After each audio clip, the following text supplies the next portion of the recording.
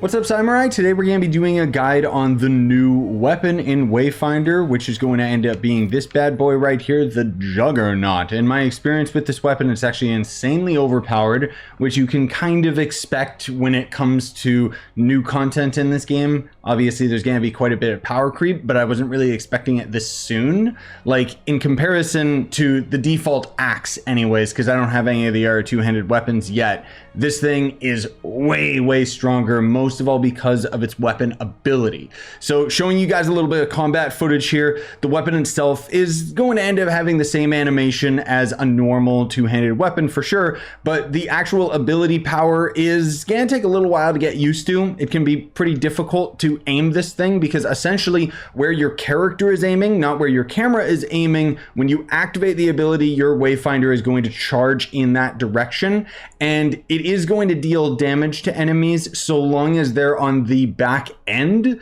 So if you're dashing straight into an enemy, it isn't going to do damage over time to that enemy. You will only be able to deal damage if they happen to be behind you as you're dragging it back. But at any point in time, you can end up pressing the attack button, which will ultimately end up canceling that drag animation and make your character do kind of an upward strike that damages enemies and then a huge downward strike that does ridiculous amounts of damage to enemies. Now, the most obvious answer to get this weapon the easiest way possible is going to be in the shop. It's actually going to end up being the same price as all of the other weapons, so it's just going to end up being 1,000 rune silver. But if you want to craft it, it's going to be... I'm not going to say it's necessarily difficult, it's just going to be time consuming as with anything in this game. So it's going to be all the way down here at the bottom.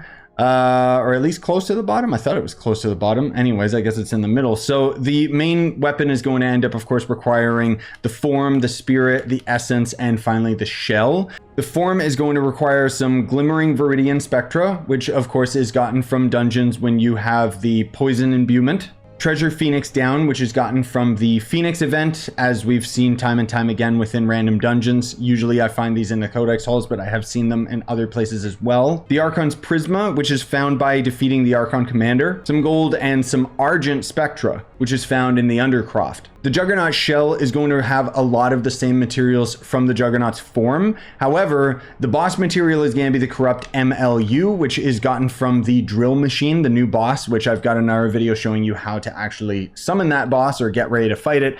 And then some Blood Warped Spectra, which is going to be found in the Bloodworks. The Juggernaut Spirit is also going to require some Glimmering Viridian Spectra from the Floral Mutation. Archaic Bone, which is found from the What Lies Beneath event that can happen in the mines, and the Corrupt MLU, which again is from the giant Blood Boar boss, and then some more Blood Warp Spectra. While you're farming the boss, hopefully you get lucky because the Juggernaut Essence is also going to end up being a rare drop from the Blood Boar boss. Now, I don't have the full potential of this weapon yet because I don't have it maxed out by any means, but for today's video, hopefully I answered any questions that you guys had. It's a really cool weapon. I actually like its abilities. I do wish that I had more control when I was dashing in a straight line with it, but it's a small price to pay for the fact that I can animation cancel that at any point, and the slam down attack just does such insane amounts of damage. I'm probably going to lean towards building this towards ability power,